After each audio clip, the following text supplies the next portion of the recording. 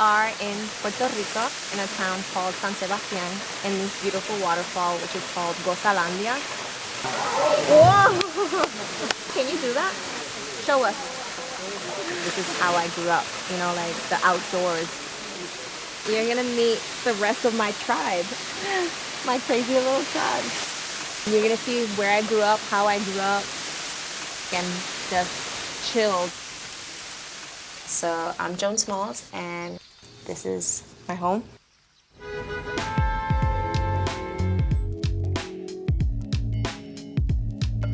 I remember when I came to New York, everybody would always say, oh my God, the skyline is so beautiful, it's so beautiful. I'm like, what are you talking about? I'm like, how do you find beauty in, you know, glass? No, I'm never gonna get used to this cold.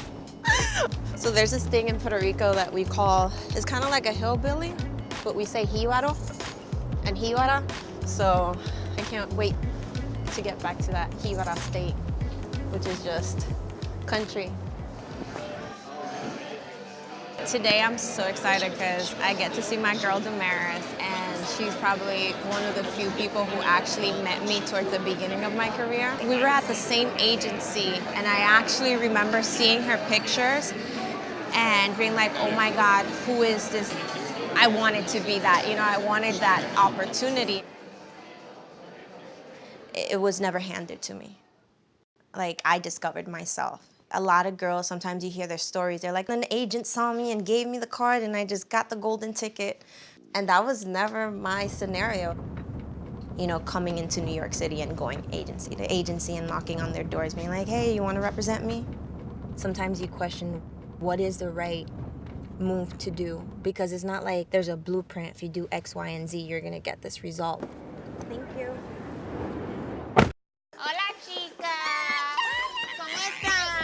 When we started modeling, there was Do you remember? Oh, I remember. You started a baby. I was 15 when I started. We were 15 by ourselves in Paris, in models' apartments. Well, the reason I speak Spanish is because I stayed in a model's apartment with a model from Spain. Was it because of me? No.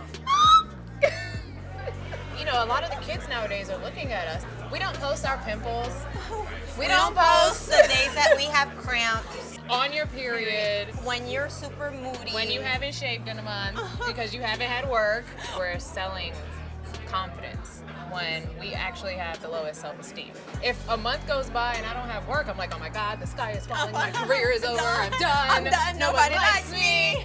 And it's like, actually, no, we're amazing women.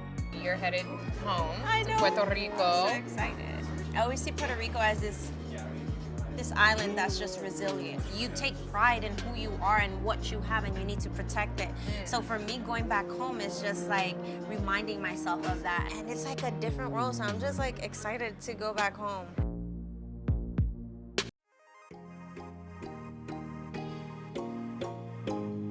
I didn't know that the message was so much greater than me booking a job after a job. That what I was doing was creating a way for others. Becoming the first African Latina model to represent Estee Lauder. I didn't know that that existed, but I did it, and I was like, oh my God, I have a double whammy. You know, I'm not just Black and I'm not just Latina. The household I lived in is multicultural. And then coming to America saying, you are the light-skinned Black girl. And I'm like, yeah, but I'm Spanish too. And people are like, huh?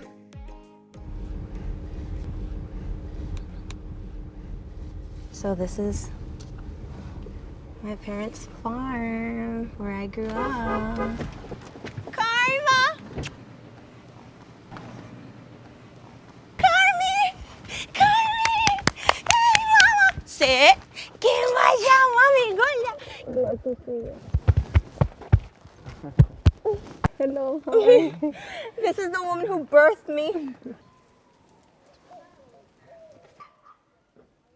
Like, it's so quiet, and you can hear the neighbors. And you can hear a horse. That's not even here. It's like everything's like an echo. Want to see my mom's chickens?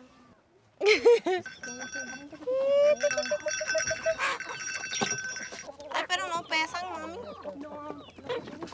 Are you afraid of chickens? I was at one point. One of them, remember the one that was really black with the long, long hair and it was really beautiful and he was like the spawn of the Satan and it would attack me? These guys used to be running around freely. We didn't have a cage, but then because they're chickens, they're everywhere. So it's better to have them. Do you want to tell them why you named me Joan, Mommy? Joan of Arc. Arc. She always says, remember, Joan, you're a star. And I'm like, and you're my moon, Mommy. Remember cuando Mami nos cortó la pollina? So obviously we have curly hair. We wanted bangs, so she cut our hair when it was wet here. That rose up to up here, and it looked like a little Brillo pad. And then we got made fun of in school by little... Yeah, remember that? What I think of her being a model. The real thing that you said, Donnie. I would say it, but it's not nice. People at that time used to think bad about models. And they used to think that in order to be a model, you have to prostitute yourself. Okay? And I didn't want my daughter to get into that kind of world. Finish your college degree. So this way I know you have a sound mind to protect yourself. So she said, Daddy, now that I have achieved what you wanted, would you allow me to go? I didn't say allow me to go. I said, Daddy, I'm going. Sure, okay, well. And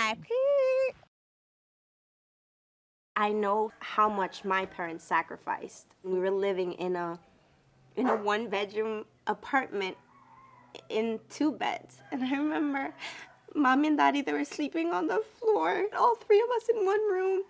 For me, that's always my push. You know, like, they had it worse. That's one thing I always keep to myself. And now all of you guys know, and like... Joan, keep your head up straight. And when you walk with pride. They don't want to see you doing this. That's stupidness. Because what you're doing, you're taking their eyes off of buying the product you have on and looking at how you're twisting your behind. Walk with respect and give the person respect. Once you get that, the person see that you honor their clothes. And that's what modeling is all about.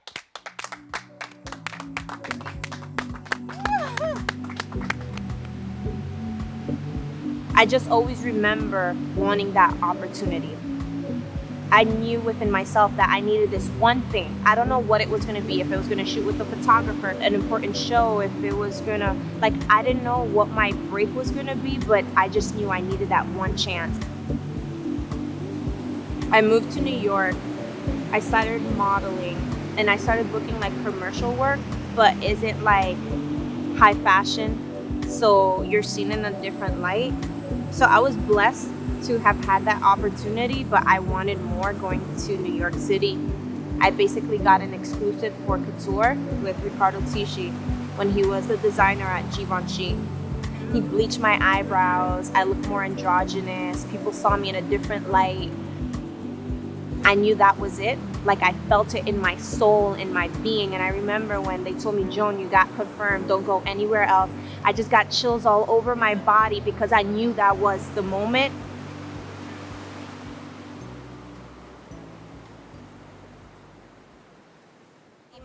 Y que mami fue a la biblioteca y le dijo que si tú no dejas a mi hija entrar, que yo te voy a demandar, y que todos los padres estaban como que, y después alguien salió y me gritó, mira que tu mamá está ahí abajo con el principal discutiéndole, and I was like, yeah, that's my mom is. This person I've known since the 2nd grade. She is my best friend. She's basically a sister. Twins. Isa. Younger Joan is exactly this Joan. I see her and I don't see Supermodel. I see my friend. I remember her being my same tall, The same height. And then one summer, she's like, guys, I think I grew. Oh no, you grew.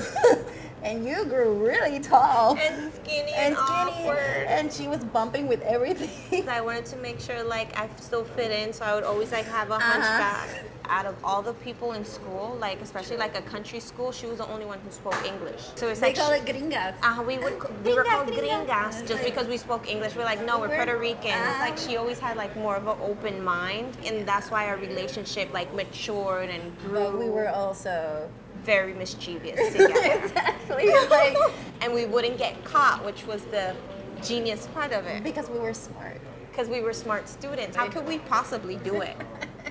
Us, a straight A student? Psh. You know what? Es one thing que yo siempre digo, que el sentido del humor yo lo aprendí en la escuela. Claro. Like, eso fue lo que me ayudó en el trabajo, porque la gente siempre te está criticando, o es como tú, qué es lo que tú eres, o te ven como algo. And it was like, ugh, I've heard it all.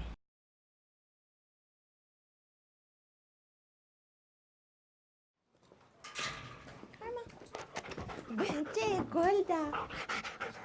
You want to show them tricks, Carmi? Yeah. Stay.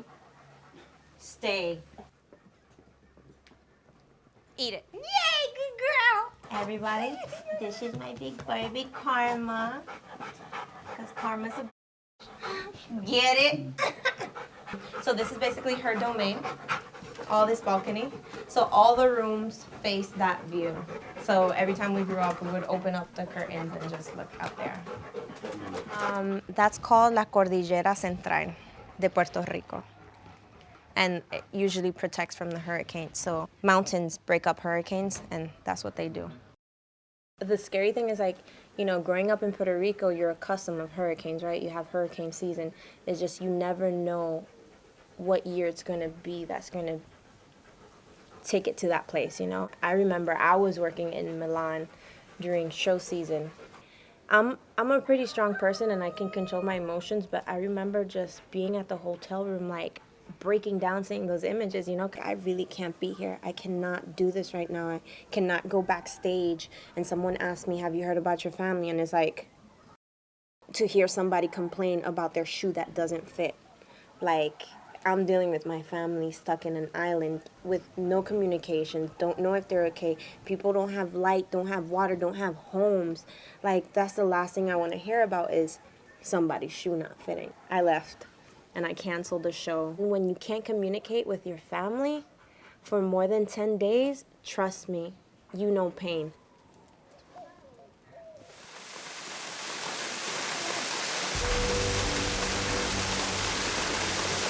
It's just so important to always take a pause. What am I doing it for, you know?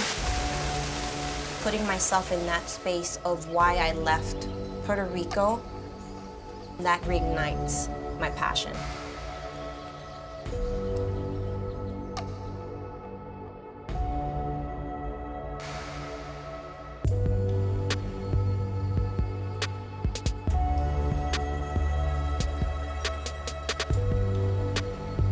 Hi Vogue, I'm Joan Smalls, and to watch more, subscribe here.